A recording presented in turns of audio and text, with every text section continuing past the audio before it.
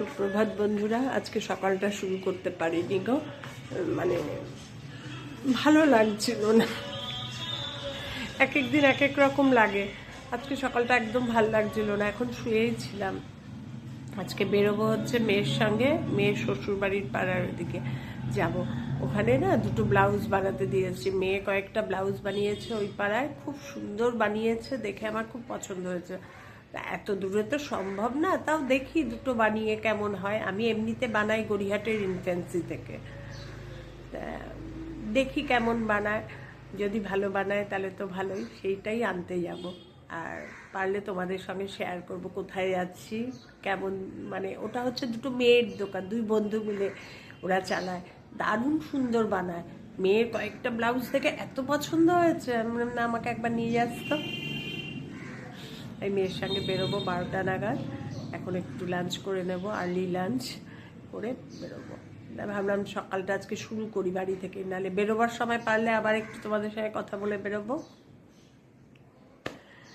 এখন খাবো দাবো, রেডি হই, তারপর সবার সারাক্ষণই আছি এই সব নিয়েই ব্যস্ত।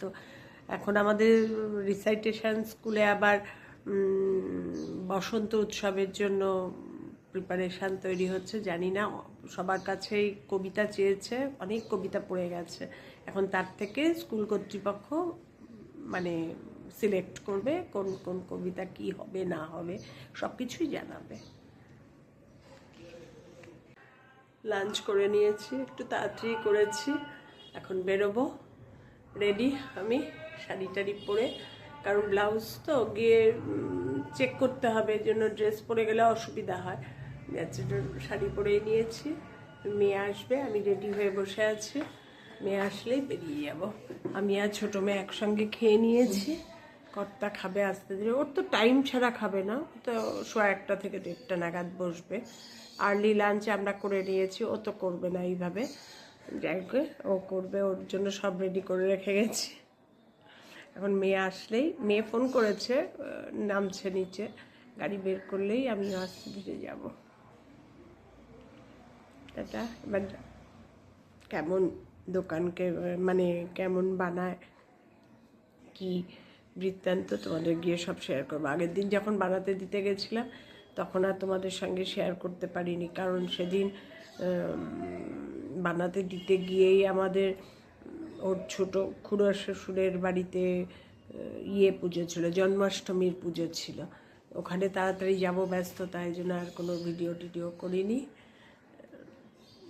আজকে এখন যাচ্ছি, যদি ভালো হয় তোমাদের সবাইকে দেখিয়ে দেব কোথায়, বরানগরে।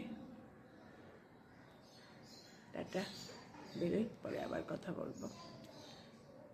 শরীরটা না খুব একটা ফিট লাগছে না, চোখগুলো জ্বালা জ্বালা করছে, মাথাটা টিপ টিপ করে ব্যথা করছে একটু একটু করে।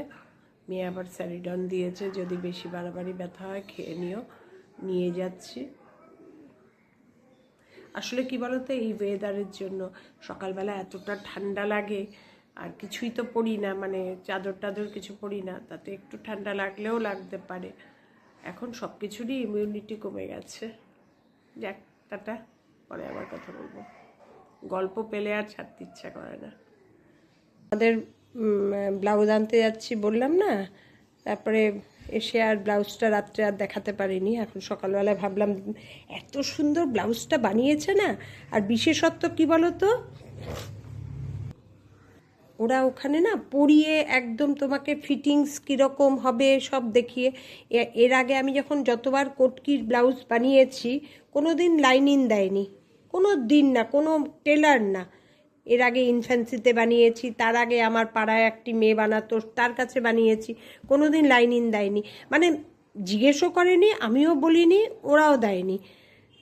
চিন্তা করো, ও নিজের থেকেই লাইনিং দিয়ে দিয়েছে। আমি তাই ভাবছি এত পাতলা ব্লাউজটা এত করে এত পোক্ত শক্ত লাগছে। তারপরে এই যে দেখো, এই যে বর্ডারগুলো দিয়েছে পাইপিং, এই পাইপিংগুলো দেওয়া মানেই আমাদের ইনফ্যান্সিতে বিশাল চার্জ নিয়ে নেয়, এই কাপড় বাবদ প্লাস মজুরিটাও বেশি। সব কিছু করে আমার মজুরি নিয়েছে 400 টাকা। দেখো হাতেও সুন্দর করে করে দিয়েছে পাইপিং লাগিয়ে, মানে এত সুন্দর করেছে না। তোমাদের দোকানটা দেখাতে পারলাম না, তার কারণ কি জানো তো, বাড়ির থেকে বেরোতেই হয়ে দেরি, প্রচুর দেরি।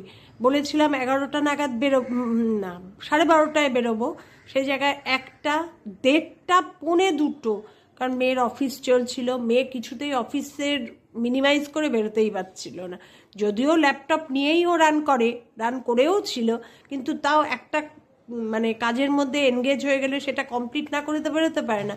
প্রায় বেরোতে বেরোতে আমাদের 1:30, 1:45 হয়ে গেছিলো, যার জন্য ওখানে পৌঁছতেও দেরি হয়ে গেছে। আবার বিকেল 4টের সময় বাবানের ভায়োলিন ক্লাস ছিল। গিয়ে হুড়ো মুড়ো করে জিনিসগুলো জাস্ট নিয়েছি, ওদের পরিয়ে মেয়ের 2টো বানিয়েছে, আমি 2টো বানিয়েছি, আর বাবানের এই ভায়োলিনের যে প্রোগ্রামটা তার জন্য একটা ড্রেস ফোনেই বলে দিয়েছিল, বানিয়ে রেখেছে। এত সুন্দর বানিয়েছে না। আর আমার এই ব্লাউজটা দেখো, এটাতেও পাইপিং দিয়েছে। আমি কিন্তু মানে লাইনিন বলছি, পাইপিং। আর এই ব্লাউজ বানানোর জন্য ইনফ্যান্সি এক্সট্রা মজুরি নেয়। কটন ব্লাউজের এক কস্ট, আর সিল্ক তসর এসবে এক কস্ট নেয়, কিন্তু ও একই 400, 400, 800। এটাতে তো লাইনিন দেবেই, দিয়েওছে। কিন্তু এই যে দেখো, এই বর্ডারগুলো যে করে যে পাইপিং দিয়েছে, এগুলো কিচ্ছু কিন্তু করে না। করলেই তার জন্য, যদি এটা লাইনিং দিয়ে করে, এটা ইনফ্যান্সি বোধহয় 500 না কত নেবে জানি না, আর লাইনিং বর্ডার দিলে তো আরও বেশি। এত ঠিকঠাক রেটই নেয় ওরা, মানে ঠিকঠাক কি আমাদের গড়িহাটের তুলনায় কম, এই হচ্ছে কথা। তার জন্য বানালাম, দেখি যদি ভালোই হয়। কিন্তু কি বলতো, প্রচুর দূর হয়ে যায়, যার জন্যই। আর এরপরে যেদিন যাব তোমাদের দেখাবো, যারা বানায় তাদেরও দেখাবো। এত ভালো না, দুজনই, 2টো মেয়েই, 2 বন্ধু, কিন্তু দেখলে তুমি ভাববে না বন্ধু, 2 বোন। এত সুন্দর ওদের আন্ডারস্ট্যান্ডিং, সেটা দেখে আমার আরও ভাল লেগেছে। আজকে ভিডিওটা এখানেই শেষ করছি। শুরু করেছি গতকাল বেরোনোর আগে, আজকে সকালবেলা। রাত্রে আর পারলাম না, মানে শরীরটা এত খারাপ। সেদিন না আমার শরীরটা সত্যিই খুব খারাপ ছিল। সেদিন বলতে মানে গতকালের কথা বলছি, শরীরটা সত্যিই খুব খারাপ ছিল। তাই নিয়ে যেহেতু ব্লাউজ পরিয়ে দেখবে, মেয়ে জোর করলো, গেলাম। গিয়ে ওখানে চুপ করেই ছিলাম। ওরাও বলছে কাকিমাকে দেখে মনে হচ্ছে শরীরটা ভালো না। আমি বললাম না গো। তারপরে বাড়িতে এসেই শুয়ে ঘুমিয়ে পড়েছি, আর তোমাদের সঙ্গে ভিডিও করা হয়নি। টাটা, ভালো থেকো, সুস্থ থেকো, আমার সঙ্গে থেকো। আমার সমস্ত কিছুই তোমাদের সঙ্গে আমি শেয়ার করি, আমার সঙ্গে থেকো। টাটা।